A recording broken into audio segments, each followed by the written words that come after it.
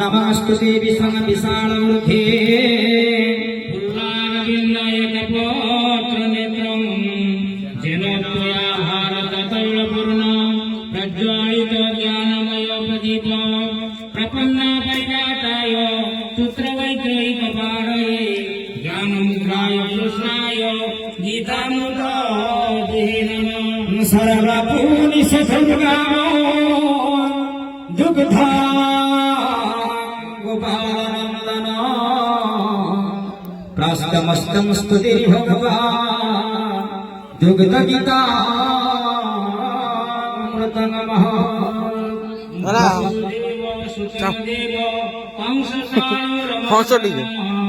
देवकी परमानंदे कृष्ण वंदे जगद्गुरु भीष्मद्रोणतटादयद्रथगणं गन्धारनिरुद्धफलं शल्यग्रापति कुबेरनमहति कर्णेन्दु वीणाकुलम् अश्वत्थमादिकर्णघोरमकरं दुर्योधनावर्तिनीं सैत्रीयोधोपन्नवर्णनिधिं कैवरतकमकेशवं पराशर्यवचीश्वरजुगमलं गीतार्थूरमधुकटा नानाख्यातं संस्कृत हरिकथा सम्भूर्धनमोधितं लकदन्यगणहरहु सरस्वती देवयमानं मुदा भूयात् भारतकलिवळो भक्तमसिनं श्रीयसे